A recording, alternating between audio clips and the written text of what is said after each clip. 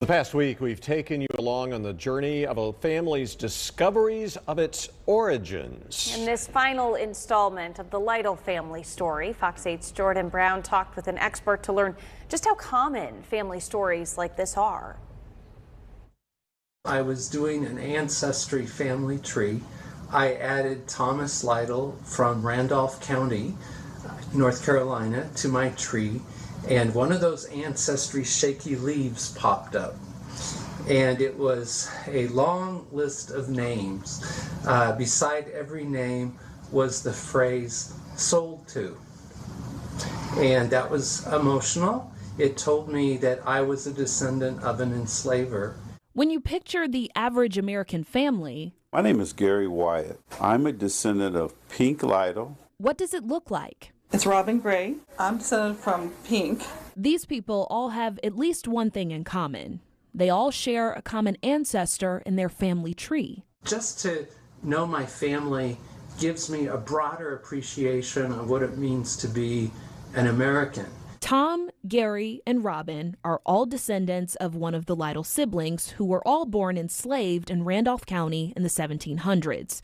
Now, along with Rick Vigeland, Lindsay Cox, and Eddie Sanders, they're learning they have hundreds, maybe even thousands of distant cousins across the country of all different backgrounds. We are one huge, diverse family. With the help of DNA testing, more people are starting to find that the average American family is pretty diverse.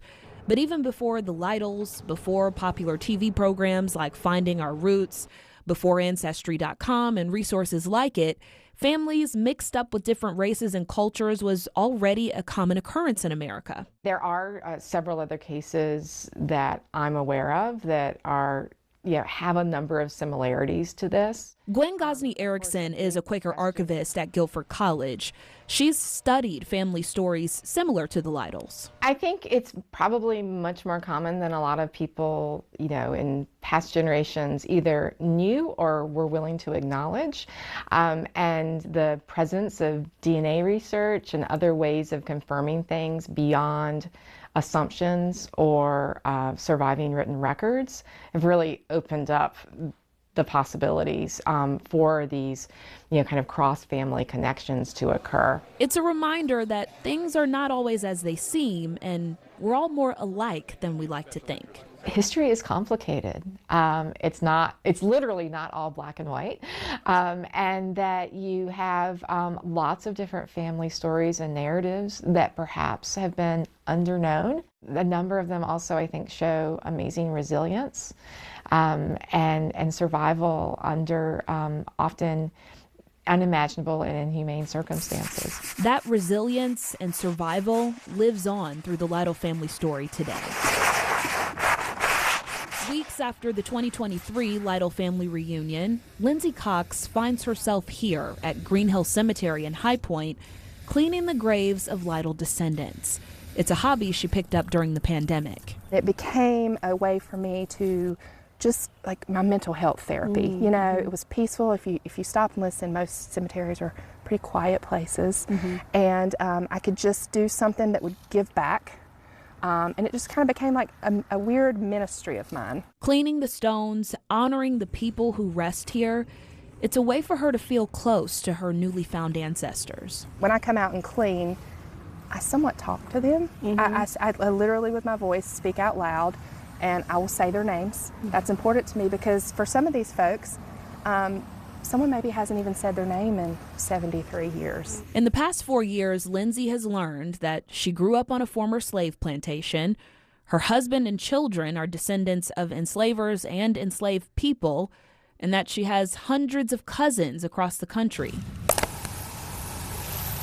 These are daunting discoveries that will take time to fully process, but today, all she feels is gratitude. Thank you for your contribution to the family. Mm-hmm. Thank you for the legacy that you left, and that legacy still lives on today. Though so much good has come out of this journey, the Lytle story is not a glamorous one by far. And with it comes the reminder of some of the most shameful parts in the story of our country.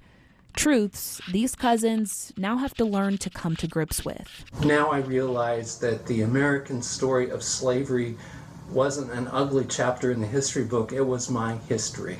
In Randolph County, Jordan Brown, Fox 8 News.